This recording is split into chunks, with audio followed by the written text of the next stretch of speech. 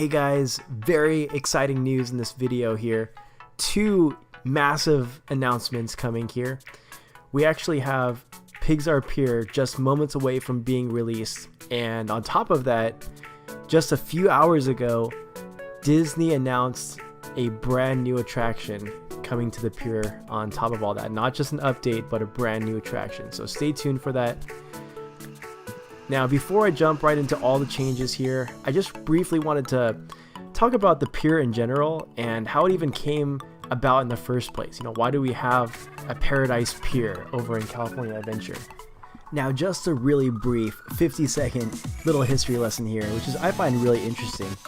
Back in the early 1800s, piers were pretty much only used for work purposes. The large structures made it easy for passengers to carry their luggage and board those ships. Now, because so many people traveled by ship, piers naturally blew up and became a massive tourist checkpoint. Now, people began to love the combination of the fresh ocean air and walking over water. It wasn't long until the world was introduced to the first pleasure pier. Again, not a work pier, but actually just there for fun. Now, the public's reaction to pleasure piers was actually similar to the reaction of Disneyland. They instantly loved it. In fact, back before Disneyland, pleasure piers were the closest thing that people had to a theme park. In February 2001, Disney opened their second theme park in California, Disney California Adventure. The park was designed to emulate the sights and inspirations Walt Disney would have likely experienced when he started his California adventure. Due to the close proximity of Walt's studio, Walt would have likely visited the Santa Monica Pier on his days off. The Imagineers understood how big of a role pleasure piers may have had on Walt and decided to dedicate a huge portion of California Adventure's limited land to a place called Paradise Pier.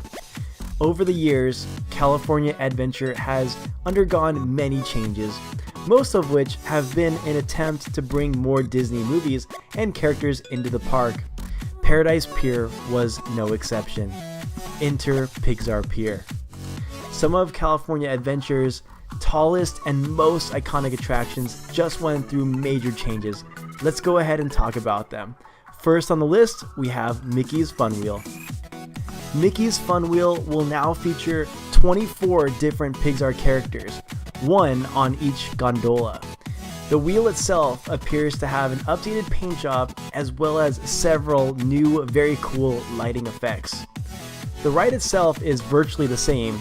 Riders will still have the option to take those swinging, very scary, intense gondolas or the stationary ones. I personally love the swinging ones, but they are intense. Now, again, it is more of a cosmetic change more than anything on this particular attraction. Next on the list, we have the Incredicoaster. Formerly known as California Screamin, the Incredicoaster has been rethemed to include scenes from the new Incredibles movie. The ride itself is essentially the same, so if you loved California Screamin, you will definitely appreciate the additional effects. As a huge California Screamin fan myself, I can't wait to try out the new Incredicoaster. Not only did they change or add some different scenes, but they did completely revamp the entrance as well as the launching area. The last and final attraction that has been reimagined is Jessie's Critter Carousel. The new carousel is designed to immerse guests into the Toy Story wilderness, featuring animals from Woody's Roundup. The attention to detail on this project is really refreshing, and I think this would make Walt proud. I'll include a link in the description if you want to see how they molded some of these, what's the word for it? Some of those horses, I guess, or animals. Anyways, I couldn't end this video without talking about a brand new attraction that was just announced a few hours ago. Inside Out fans rejoice. Yes, we will have an Inside Out attraction in Pixar Pier, and it's going to be called Inside Out Emotional Whirlwind.